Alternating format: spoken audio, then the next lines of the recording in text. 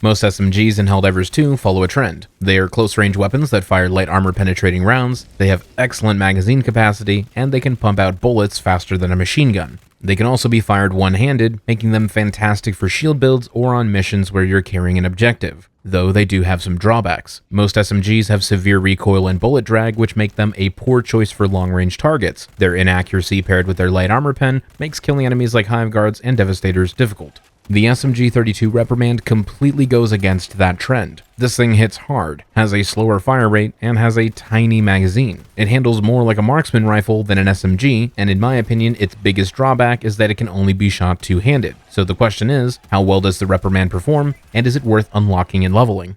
Let's talk about the positives first. 125 damage per shot allows you to kill most small enemies in just 1 to 2 hits. Voteless can be cheesed by a single shot to the leg where they'll bleed out after, and most bugs can be easily killed by clean headshots. The medium armor pen enables headshots on overseers and hive guards, and lets you take out stingrays, gunships, and harvesters. The Reprimand can kill every Devastator variant with a single headshot and is actually very effective against berserkers, though this weapon does have a very difficult time taking down elevated overseers. Let's move on to the drawbacks. Without boring you to tears, we need to discuss bullet drag. All SMGs suffer from the same 60% drag factor, making them deal significantly less damage to enemies that are further away.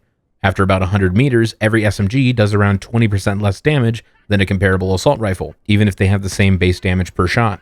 Next, the recoil on this gun is absolutely bonkers. If you treat it like a marksman rifle, carefully aiming and lining up shots, it can be a solid primary weapon, but if I'm going that route, I prefer to use the Diligence Counter Sniper, which is better in just about every way. If you try to use it like a typical SMG, the heavy recoil makes shots fly off target, and the small magazine makes it wildly ineffective against crowds. The worst part is the insane reload speed of 3.5 seconds, which is unbearably slow even with the Siege Ready armor passive. If you're going to run the Reprimand, make sure you leave one bullet in the chamber to improve the reload speed.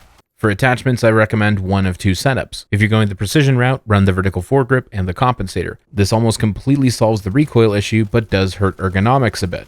If you plan on shooting it more like a traditional SMG, I recommend iron sights, a vertical foregrip, and the muzzle brake attachment. Only shoot targets that are close, and actively aim down to counter the vertical recoil. Swapping out for iron sights counters the ergonomics hit from the muzzle attachment, but that may make it harder to aim in first person. If you're comfortable aiming in third person, this is an obvious choice.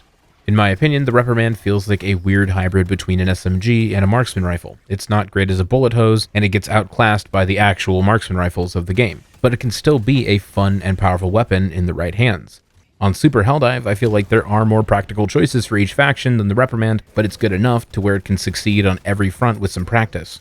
If Arrowhead made it one-handed like the other SMGs, that could have made it a cool niche weapon for shield builds and data delivery missions, but I understand that the real-life weapon it's based off of is a two-handed SMG. After getting it to level 25, I can confidently say that I think this is a neat weapon, but it could definitely use more attachment options. I would love to have a drum mag or speed mag option, and it definitely needs more foregrip options, and maybe some scopes if people want to lean more into the precision approach. Anyway, thanks for watching, follow for more.